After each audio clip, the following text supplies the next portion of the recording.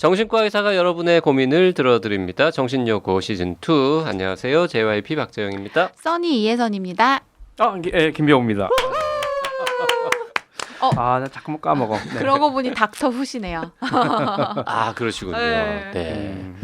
자, 대한신경정신의학회와 함께하고 있는 정신여고 시즌2. 오늘의 사연 만나보겠습니다. 닉네임을 안 써주셨는데 사연 중에 나오는 1박 2일 요걸로 닉네임 해보겠습니다. 네. 안녕하세요. 오디오 클립 잘 듣고 있습니다. 제 이야기는 아니고 저희 아버지 때문에 너무 스트레스 받아서 조언을 구하고 싶습니다. 오늘도 새벽에 잠을 안 자고 지금까지 엄마랑 다투셨는데요. 싸움의 발단은 듣고 보니 어이가 없을 정도로 아무것도 아니어서 어머니가 직장을 다니시는데 같은 팀 사람 남자분께 일을 도와줄 수 있느냐 물었더니 그분이 이번 주는 바빠서 안 된다고 다음 주에 보자고 한 거였습니다. 왜 주말에 다른 남자를 보러 가냐며 새벽 내내 화내며 엄마 회사에 전화해 난리치겠다. 그 남자 와이프에게 말하겠다고 하시는데 제가 봤을 땐 아빠는 병원 가야 될 것 같은 수준입니다. 그런데 본인이 완강하게 거절하니 어디서 도움은 못 받고 너무 힘듭니다. 이렇게 된 지 3년이 다 되어 가는데 아빠는 놀 거 다 놀고 1박 2일로 동창회도 다녀오곤 합니다. 본인은 그러면서 엄마는 일적인 전화도 안 되고 취미로 볼링을 치시는데 볼링팀에 남자라도 있음 정말 난리 나요. 이거 의처증 아닌가요? 어떻게 해야 하나요? 너무 시달려서 차라리 제발 이혼하라고 말하고 싶습니다. 짧지만 네. 지금 성별 나이가 안 나왔으니까 부모님 나이도 사실 짐작하기 어려운데 이 정도면 의처증입니까? 아주 심한 의처증 같지는 않아요. 의처증적인 성향이 있는 분 같은데 놀 거 다 놀고 1박 2일로 동창회도 다녀오고 그런다는데 심한 의처증은 이것도 또 못해요. 아니 본인이 동창회 간 동안에 뭔 일 있을까봐 회사도 못 가게 해요. 아하. 그러니까 이 아버님은 의처증적인 어떤 성향이 있으신 분인데 이것도 그대로 있으면 안 돼요. 견뎌내기 어려워요. 그래서 의처증적인 행동에 굴복당하면 안 되거든요. 하지 말라 해서 안 하고 이러면 안 돼. 그러니까 어머님이 그래서 지금 나이가 어머님도 이제 연세가 좀 있으실 텐데 본인이 활동해야 될 걸 갖다가 남편 때문에 못하면 안 되고 할 거 해야 되거든요. 네. 물론 사실은 의처증이 이제 예전에는 망상장애라 그래가지고 이게 정신병의 한 상황이라 해서 상담 치료를 별로 안 했어요. 근데 실제로는 상담 치료를 해보면은 의처증에 대한 것들도 치료되는 상담으로 치료되는 경우가 굉장히 많이 있어요. 그러니까 의처증인 분들은 어떤 분들이냐면은 이 의심에 대한 영역 말고 다른 데서 마음의 손상을 받아요. 근데 이쪽에서는 얘기를 못해. 그리고 이게 의심으로만 나와요.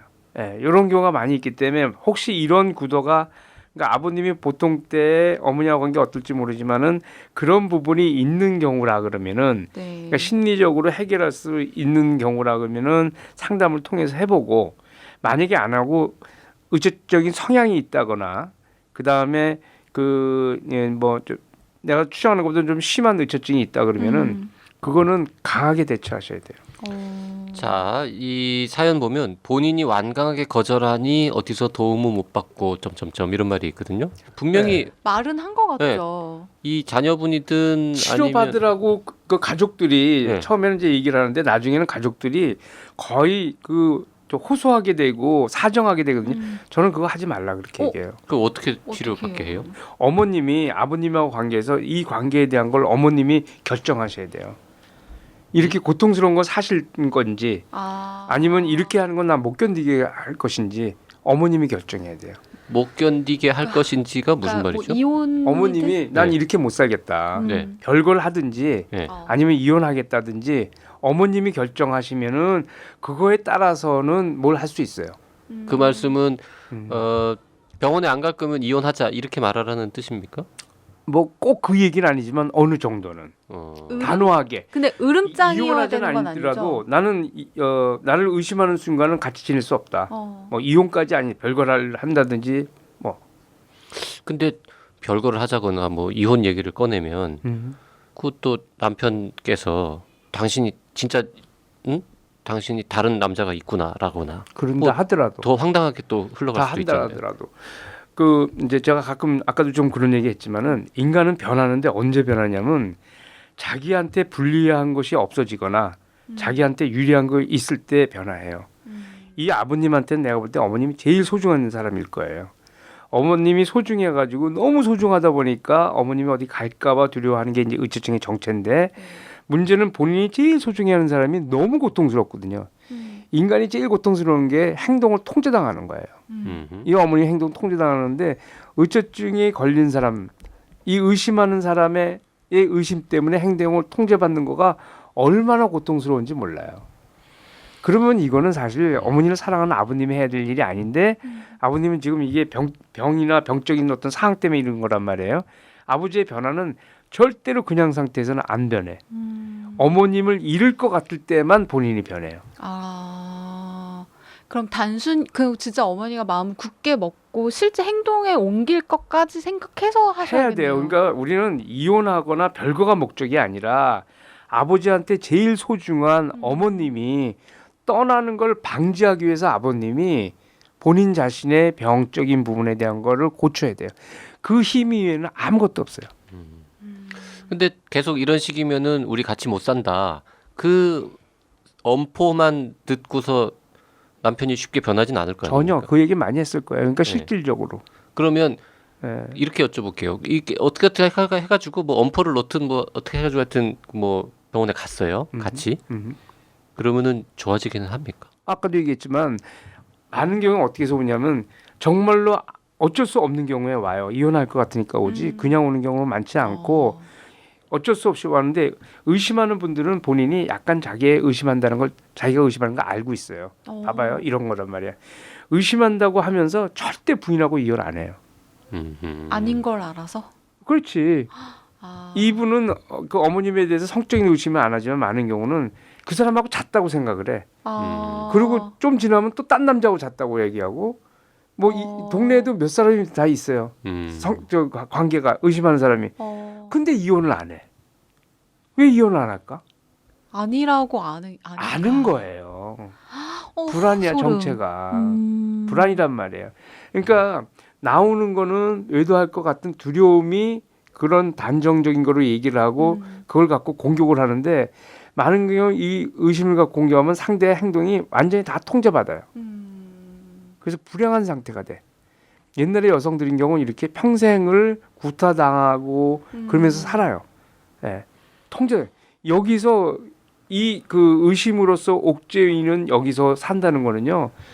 노예 생활보다 더 고통스러워요. 그럴 것 같아요.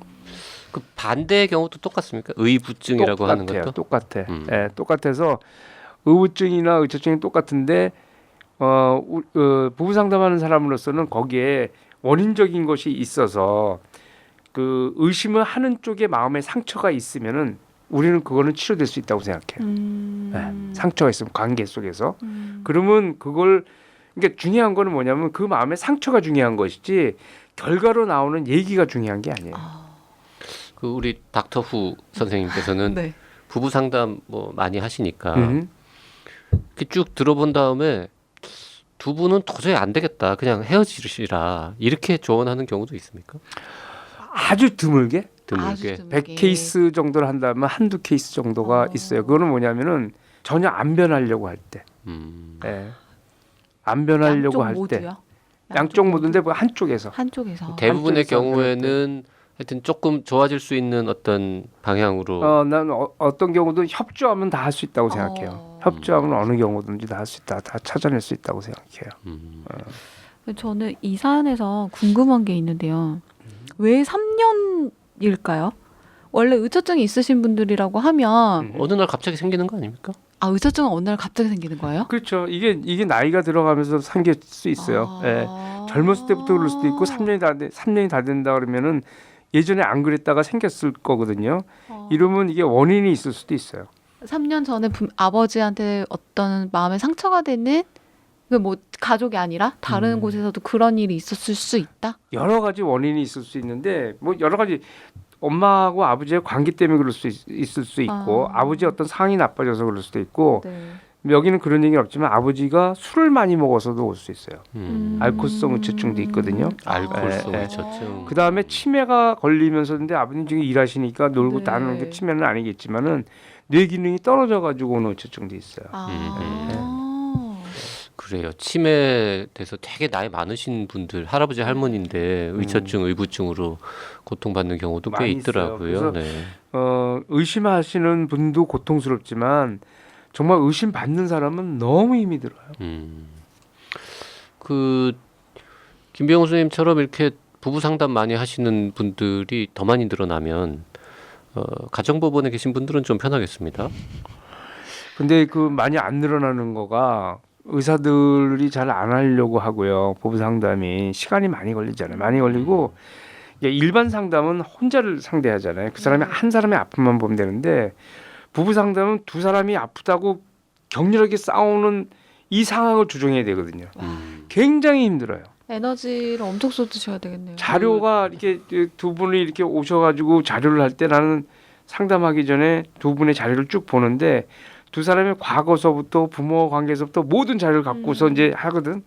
그다음에 이 상담 끝나고 다음 분을 오시잖아요. 이게 헷갈린단 말이에요. 그러니까 우리는 한 케이스를 보고 나서 그다음에 이 머릿속에 지워야 돼. 그거 참 지우고 새로운 어렵겠네요. 네. 굉장히 어렵네요. 머리가 복잡해요. 그거 마치 이런 거잖아요. 장편 소설을 한 10권 쭉 펼쳐놓고 그렇지. 이쪽 맞아. 소설 네. 30페이지 읽다가 요거 맞아요, 30페이지 맞아요, 읽다가 맞아요. 뭐 이런 그러네요. 거잖아요. 맞아요. 그래서 굉장히 어려워서 그래서 이 그 어떨 때는 양쪽 사람의 본인 두 사람의 것뿐만 아니라 두 사람이 자라온 배경이나 과거에 갖고 있는 마음까지도 갖고 해야 되기 때문에 부모님의 자료가 이렇게 엉킬 수도 있어요. 그래서 각이 빨리 잊어버려야 되고 그 다음에 새로 온 다음에 새로 머릿속에 다 정리를 해 집어넣어야 돼. 올 때마다. 와. 그 어려운 거를 나는 해내고 있다 이렇게 지금 자랑하시는 이 어려운 걸 내가 해냅니다. 네. 이 사실 정신여고에 가끔 부부 상담 뭐 어디 가면 받을 수 있느냐, 뭐 맞아요. 많이 있느냐 이런 장소가 질문들이 들어왔는데 오늘 전문가 오셨으니까 우리나라에 이거 좀 열심히 하시는 분들은 정신과 의사 중에는 몇 분이나 계세요? 정신과 의사 중에서 한다고 하는 선생님이 나 말고 한 분 있고 두 사람이 있는 걸로 알고 그래요? 있는데 예. 아니 완전 전문가 말고 이렇게 조금 아니야 일반적으로 다 해요. 정신과 의사들인 경우는 기본적으로 그냥 해서 그 가까이 동네에 있는 선생님들하고 할 수가 있는데 그 부분이 도저히 조정이 안 되거나 힘들거나 할 때 그냥 그때는 이제 우리들한테 오면 되는 거고. 되게 보통 평범한 그냥 동네에 계신 정신과 의사분들도 가서 물어보면은 주변에 그래도 어디 가면은 조금 더 그거를 열심히 잘하는 분이 있다라고 소개해 주죠. 네, 해줘요. 네. 그렇군요. 그 가끔 연인들 아직 결혼 안 했는데 예비 부부. 남자친구 여자친구가 좀 있어요. 의처증 기질이 있다 뭐 예. 이렇게 해서 사연 올 때도 있거든요. 예. 그런 경우도 있어요. 경우는 그런 헤어져야 경우도. 됩니까? 아니요. 그것도 조정되는지 봐야 돼요. 그냥 기본적으로는 다 조정될 수 있다고 봐요. 근데 아까도 얘기했지만 조정할 수 있는 거리가 있을 땐 되는데 너무 의심적인 거가 그러니까 피해 의식적인 성격을 갖고 있는 거가 너무 짙을 때는 그거는 좀 어렵지만은 그렇지 않고 이게 조정될 여지가 있을 때는 그럴 때는 가능해요. 우리 보통 웬만하면 헤어지라고 얘기했는데. 아니 뭐. 그렇죠. 안 바뀐다고. 근데 네. 헤어지라고 얘기하는 건 괜찮은 전략인 거가 헤어지면은 헤어지고 싶지 않아 가지고 의심하는 사람이 바꾸면 돼요. 본인이 치료받거나. 그래서 그건 나쁘지 않아요. 예. 그러니까 뭐냐면은 헤어지는 걸 불사하고 상대한테 얘기하라. 이게 더 좋아요. 그래서 상대가 선택하면 되는 거야. 맞아. 예, 상대가 선택하면 되는데 이거를 내가 어떻게든지 결혼하면 괜찮을 거야라고 해서 그냥 결혼하면 힘들어요. 그래서 의심하는 배우자에 대해서는 여기서도 너무 시달려서 차라리 제발 이혼하라고 말하고 싶어요. 이렇게 따님이겠죠. 따님이 얘기했지만 저는 이거 괜찮다고 봐요. 그러니까 근데 이거는 이혼이 목적이 아니라 아버지가 이혼이 싫으면은 바꾸시라는 의미에서 이거지. 이거를 이혼하는 거 의처증 있는 분들은 다 이혼하십시오. 이건 아니에요. 치료받기 위해서 별거나 이혼의 방법을 쓰십시오라고 더 정확하게 얘기하는 거죠. 그렇군요. 네, 오늘 의처증인 것 같은 아버지 때문에 고민하는 자녀분의 사연 만나봤습니다. 사연 보내실 분들은요? 네, 나는 사다 카카오톡 라디오 골뱅이 doc.co.kr로